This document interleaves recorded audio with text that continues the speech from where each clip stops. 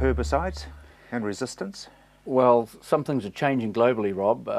They say that using glyphosate, for instance, 15 times or in excess of 15 times on a particular weed species leads to things like resistances. Now, what's been happening in Europe and well, not so much in Europe, into America, is the glyphosate tolerant crops, the soybeans and the things like the cotton. There's been resistant because they've been spraying the glyphosate over top of the crops. Yep. And of course that's been happening probably more regular than the normal glyphosate applications. And so they've developed resistant weeds to glyphosate more quickly. This is your ecology and changing and evolution. Absolutely, biotypes, those types of things coming through. And so what they're doing now is they're attacking them with a duo of glyphosate plus something else. And what they've got now is tolerance to 2,4-D and tolerance to dicamba, which previously would have killed those species. For instance, soybeans, dicamba would kill beans, but now you can put glyphosate and dicamba over soybean to control the fallout from the glyphosate resistant weeds that have developed in those fields.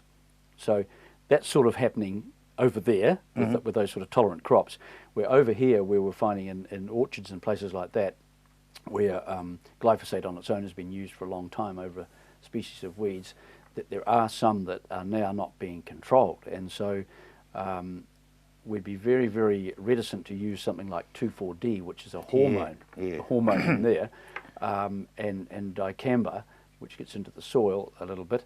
But we need to be finding tanks mix partners or separate applications for those glyphosate-resistant weeds, because glyphosate's been used like a sort of a atomic bomb type policy, and now there's a few survivors popping up, and so they need addressing differently.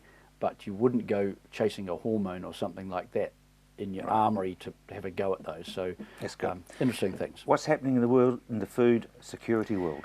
Well, food security is been a huge issue since the beginning of man, and today on a daily basis we're having to feed an extra 200,000 people per day on this planet. Cool. Yes, exactly. So that tells you where food production and science and increased yields and things have to go. That's the daily extra loading of hungry mouths that have to be fed, 200,000 per day globally. Yeah, so we're heading towards 2050, and it's going to be huge, isn't it? Oh, massive, massive. So, and we keep losing more and more usable, arable and horticultural land, which is, you just can't make it, you can't pull it out of the sea. And so on ever increasing population, we're having to feed them on reducing land mass and things like water and fertiliser like that, which are becoming scarce as well. 2016, the year of the pulse? Yes, that's an interesting one. United Nations have all these sorts of years on things, but they've designated the year of pulses for 2016, and pulses, of course, are crops like peas and beans and lentils, which are globally quite significant. And within those pulses, we have things like high fibre and gluten-free.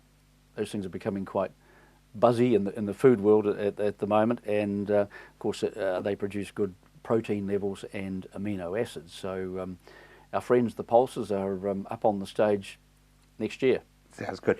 You'll be quite pleased that Fonterra are suggesting cutting back on palm kernel and 3 kilograms per cow per day. Yes, well, I'm pleased they've reached that hopefully scientific based decision, because the palm kernel has actually kept the grain prices in check, and in fact lowered them, because it is a byproduct from the tropics, and it is basically ground up tree fibre, which is the kernel from the palm. So that fibre has been quite damaging to the internal parts of a cow's stomach if they've been fed great quantities over a length of time, to the point where veterinarians have seen the stomachs bleeding from the agitation and the fibre, yes, rubbing in the stomach. Now, Recan have got a nice side to them.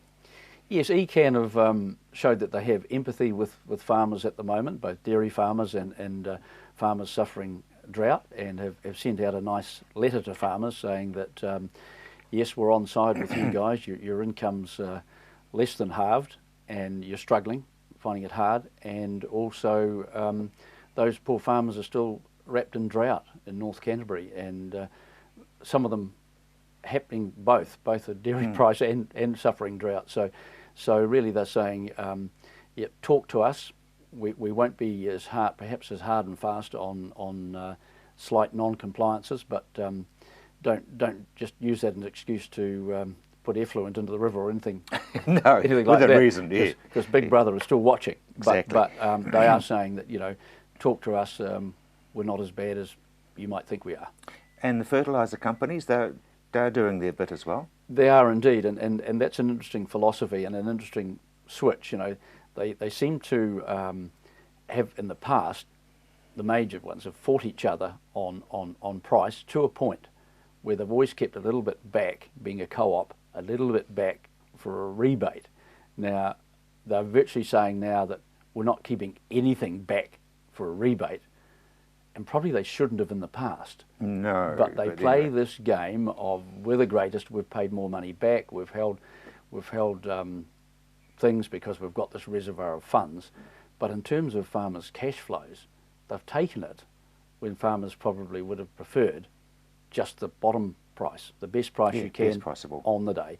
So, in fact, they've played games with farmers' cash flows.